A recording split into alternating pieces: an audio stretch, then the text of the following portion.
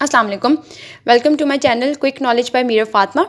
So in this topic we'll talk about the guarding. So guarding क्या होती है? इसको अगर आपको मैं वैसे एक्सप्लेन करूँ तो हम जब भी हम जो होता है कि हमने पेशेंट को जब भी अप्रोच करना होता है ना, तो हमें मेक श्योर करना चाहिए कि हमारे जो हाथ हो ना वो गर्म हो, ठीक है। हमारे हाथ गर्म होने चाहिए, ये इस चीज़ को हम प्रेफर कर रहे होते हैं। लेकिन अगर आपके हाथ गर्म नहीं होते, आपके हाथ ठंडे होते हैं, अगर ठंडे हाथ अगर आप उसके एब्डोमेन को किसी भी पार्ट के पेशेंट को पालपेट करते हो ना, उन ठंडे हाथों की वजह से आपके पास जो उनके मसल्स होते हैं ना वो स्पेस्मोडिक कॉन्ट्रैक्शन होती है उनमें, ठीक है। उस स्पेस्मोडिक कॉन्ट्रैक्शन के फिनोमेना को हम जो क्या कहते हैं इन मेडिकल टर्म्स, गार्डिंग, ठीक है। इन मेडिकल टर्म्स में आसान लफ्जों में मैंने आपको बताया कि गार्डिंग क्या होता है। गार्डिंग क्या है? आपके पास वार्म हैंड्स को देखो क्या लिखा हुआ है यहाँ पे, warm hands are important for palpating, ठीक है, but when cold hands are applied it will lead to the involuntary spasm of the anterolateral abdominal muscle which is called the guarding. ये मैंने आपको बताया।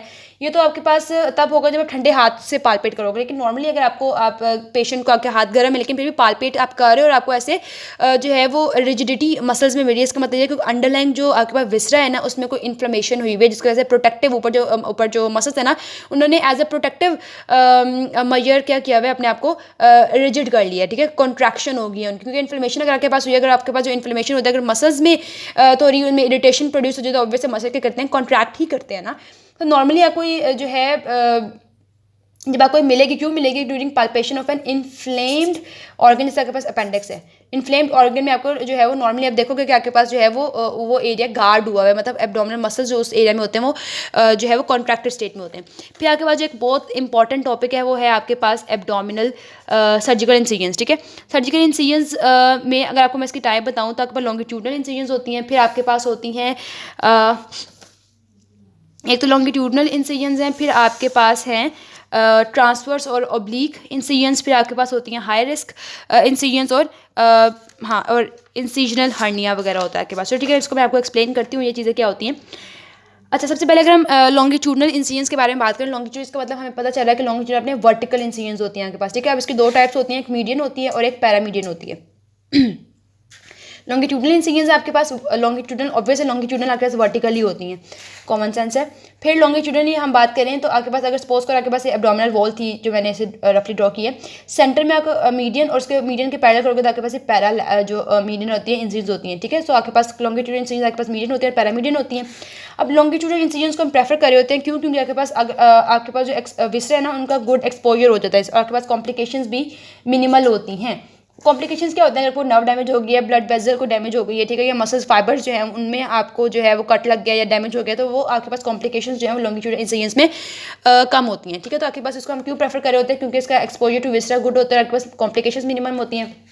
फिर अब सबसे पहले इसकी मीडियन सॉरी, तो हम सबसे पहले जो है इसके मीडियन इंसिजन्स को एक्सप्लेन करते हैं। जो मीडियन इंसिजन्स है ना अपने वो कहाँ से, लीनिया एल्बा जीफर्ड प्रोसेस से प्यूबिक सिम्फिसिस तक, ठीक है। जीफर्ड प्रोसेस से प्यूबिक सिम्फिसिस कंप्लीट जो इसको हम क्या कहेंगे, मीडियन इंसिजन्स लीनिया एल्बा के, मतलब हमने इंसिजन आपने लीनिया एल्बा में ही देनी है जीफर्ड प्रोसेस से प्यूबिक सिम्फिसिस तक।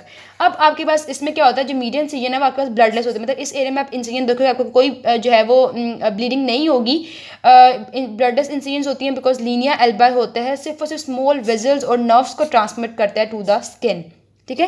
क्योंकि लीनिया एल्बा में कोई एक्सटेंसिव ब्लड सप्लाई नहीं है, सिर्फ और सिर्फ स्मॉल वेजल्स और नर्व्स को जो है वो ट्रांसफर करता है टुवर्ड द स्किन। तो लीनिया एल्बा की जो इंसिजन्स होती हैं वो क्या होती हैं, ब्लडलेस होती हैं, ठीक है। तो इसको हम प्रेफर इसलिए कर रहे होते हैं। फिर आपके पास होता है, लेकिन एक कॉम्प्लिकेशन जो हमें इस वाले में मिलती है वो क्या होती है आपके पास के लीनिया एल्बा में, क्योंकि जो है वो ब्लड सप्लाई कम है, तो अगर हम इसमें कोई कट लगा रहे हैं तो वैसे अगर हमें जो है वो प्रॉपर हीलिंग के लिए एक्सटेंसिव ब्लड सप्लाई चाहिए होता है, तो आपके पास बट लीनिया एल्बा में नेक्रोसिस हो जाती है because of its poor blood supply. ये आपको एक जो है वो कॉम्प्लिकेशन मिलती है इसमें। फिर आपके पास पैरामीडियन मीडियन इंसिजन्स जो होती हैं वो हम सैजिटल प्लेन में देते हैं। ये देखो आपके पास ये आपके पास सेंटर में पड़ा हुआ है, उसके अराउंड दोगे आपको तो क्या आपके पास प्लेन है, सैजिटल प्लेन्स होते हैं आपके पास, ठीक है। Lateral to the median plane paramedian होती है जो कि हम सैजिटल प्लेन में देते हैं।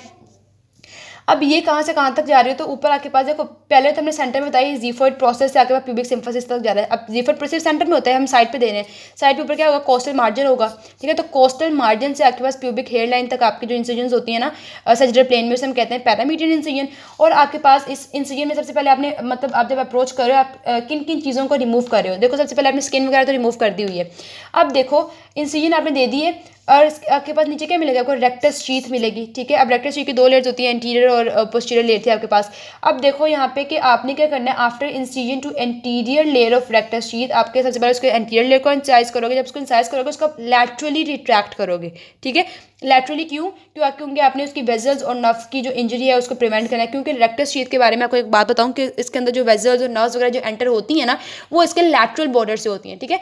तो हम जब भी किसी भी मसल को जो है वो इंसाइज करते हैं तो उसको जो है वो टुवर्ड्स उसके जो है न्यूरोवास्कुलर बंडल के जो है वो रिट्रैक्ट करते हैं, ठीक है। इस वजह से हम क्या करेंगे, इसको एंटीरियर लेयर को हम क्या करेंगे इंसाइज किया, एंटीरियर लेयर को इंसाइज करने के बाद हम उसे टुवर्ड्स लैटरली रिट्रैक्ट करते हैं, ठीक है। एंटीरियर लेयर को आपने रिट्रैक्ट किया, एंटीरियर लेयर के बाद आप उसके पोस्टीरियर लेयर को करोगे और आपके पास पेरिटोनियम को करोगे ताकि आप पेरिटोनियल कैविटी तक अप्रोच कर जाओ, ठीक है। एंटीरियर लेयर फिर posterior layer, peritoneum is incise to enter the peritoneal cavity.